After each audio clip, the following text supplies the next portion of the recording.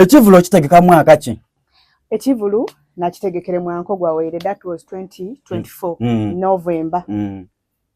Enaku gy'omwezi gyala 23. Yeah. Wakifundikira nga nkifuniremu kuba nizo mwembi omugwere asookera okutegeka ekivulu okumutwalo era abantu ne bagula ticket ordinary era nizo mwembi omugwere asooka okutegeka ekivulu ng'emenza yakakaire kati emiliyoni mwaiza era abantu ne bagula tebe ejo ababita omu batano era nizo mwembi asookera okutegeka ekivulu ngetebe yakati ensamusamu emitwalo 3 abantu ne bagula ababita mu 10. It was a record set. Echemeteri abaliza ne bagimenya.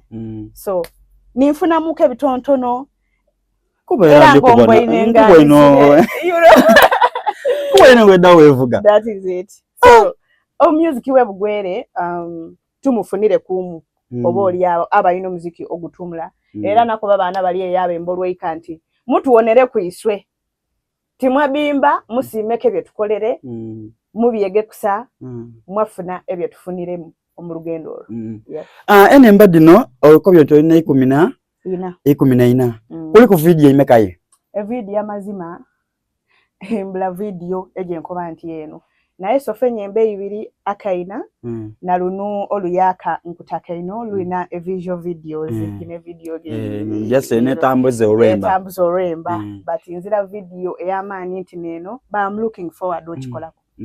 Ezira bagema ma video eyo in fact ni challenge je tusinza ofuna nti abana bakwata ma video weisweyo babaire bawulawo baliyo bano begerera bwegerere bali abe bifananyi naye aba video abali serious bawulayo ati ano we yagana ngo okufuna omuntu oyino kumtola Kampala we by it's expensive ate kati owe Kampala abatasobola tegeera lulimi rwo nti oba okobye nkyakaina abatayidya kaina nti akaina niki okutegeera kibaawo but kiba costing transport bichi oyako yagana ngomuntu ali ko besente tonine emiliyoni 2 olwembo olukoleire emitwalo 3 akasente oidi ebintu ebugwere de batidieveyo de sente mu video obo kitegeera.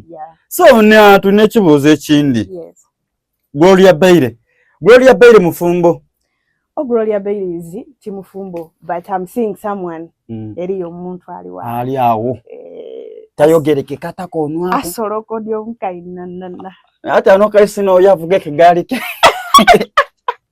navuga kagali. So Gloria Baire not officially married but seeing someone ogondi abali eyo nga ina mani mangi tomanya togana ono mubingirye osokwiza no sanyawo bantu basangulanga we record y'abantu no resonge. I'm not officially married, not even engaged, but seeing someone.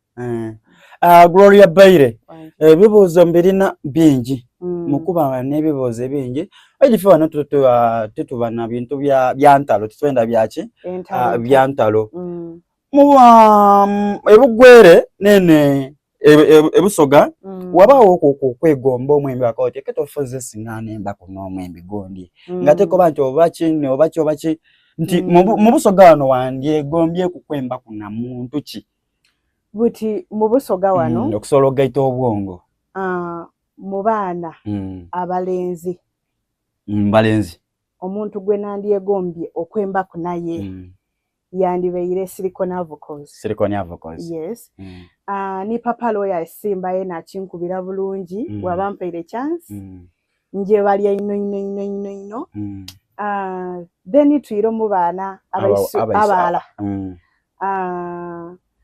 Van Tyler oyo there is Flower Girl then wabayo no muwala tidio barwacha abasoga tibamu amatu bamweta Voice Nancy hojere wayogera ku kikeka kimama ekyo Voice Nancy then eriyo no mulenzi eyakola collab ni Voice Nancy bamweta Shoni Wiz. Thank you so much ababana in fact we babuzo music wawano ntambulirawo waliwo okuko omukyalo yayembako okukakulabo n'omukyalo wewe mweyo mwalo yali awo mwembiena kuba no show tijjako banti obambatemu kuba ogisasulire. Yes itisobola kutamu mwembi no it's fine bro. Waliwo muwala bamweta Tina Baby yayembako ni Shasha Powers abo babonotya Omuwala oyo mubona otya ye? Omuwala oyo alina olwemba luno lwe yayembera baba kyabazinga.